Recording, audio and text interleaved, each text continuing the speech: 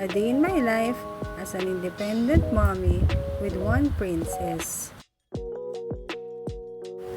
For today's video, samahan nyo kami guys na pumunta sa bagong bukas na Daddy Grocery malapit dito sa amin. Kahit na maulan, abay for the go! Ayan na nga ang aming pangmalakasang sasakyan. Abay, syempre, ako ang driver niyan. Ang aking princess ay literal na passenger princess lang. Abay, taas kaway dyan ng mga driver ng e-bike na nakataas ang paa. Comment naman dyan kung ilan tayo guys. Bakit nga ba nakataas ang paa natin kapag nadadrive? Syempre, mas komportable. Nasanay na rin kasi ako na nakataas ang paa. Hindi naman siya delikado. Kasi ang preno naman ng e-bike ay nandun naman sa may manibela. Sobrang worth it at malaking tipid tong e-bike na to para sa amin. Lalo na pag mamamasahe ka araw-araw. Hindi rin kasi biro yung pamasahe sa amin dahil puro tricycle talaga siya bago ka makalabas dun sa may pinakabayan. Isang biyahe ng tricycle pag special 45 na. So kung mamamalengke ka lang tapos mamasahe ka 90 pesos balikan. Sobrang laking halaga na nun, halos pang ulam na din. Maulan ngayong araw, tulot ng bagyong Enteng. Kaya mas masarap siguro na sa bahay at kumain ng kumain. Kaya naisipan namin lumabas para bumili ng makakain. Sorry guys, ang pangit kong mag voice over. First time ko kasi to. At nandito na kami sa bagong bukas na Daddy Store dito sa aming lugar.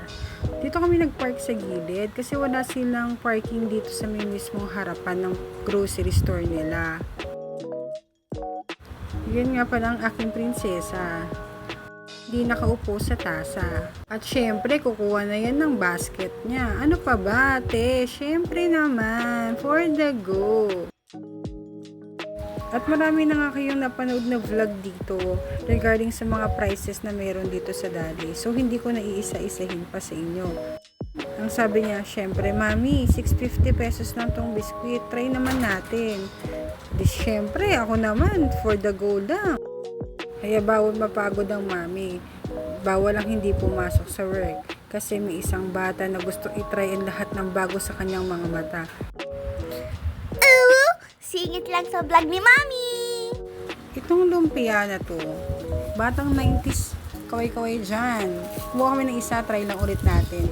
Tingnan natin kung kasing lasa pa rin ng lumpia nung batang 90s. Ito naman daw, bili daw kami kasi favorite daw niya ang Bini. Nung makita ko kaya naman pala, Bini yung pangalan ng tinapay. Meron din silang yun, Bini Beans. Tsaka yung mga ganyang klaseng bagay, kumikinang sa kanyang mga mata. Kunyari, ayaw pa daw niya. Nahihiya lang yan. Sabi ko, kumuha na ng isa, wag na daw. Pero ang ending, kumuha din naman. La, Mami naman! Ayan nga, sa sobrang saya, diba? Sabi ko sa inyo, gustong-gusto niya yun, nagpapanggap lang siya. Kunyari, aayaw-ayaw pa. Pero it's okay. Thank you, Mami! Ito ang pinagbabawal na teknik. Automatic add to cart kapag hindi nakatingin si Mami. Yes! So guys, tip lang, kung mag-grocery kayo sa Daddy, dapat may dala kayong sariling eco bag. Kung wala naman kayong eco bag, may nabibiling ganyan sa kanila, 15 pesos isa. So ito na guys, bayaran moment na. This is it. Magkano kaya ang total ng lahat? Jaran! 732 pesos! So ayan lahat ang napamili namin guys. Time to pack na. Kanya-kanyang pagpapak nga pala dito kasi wala silang bagger. So, ikaw yung maglalagay ng mga pinamili mo sa sarili mong eco bag. Thank you for watching, guys! Bye! Mwah, mwah, mwah, mwah.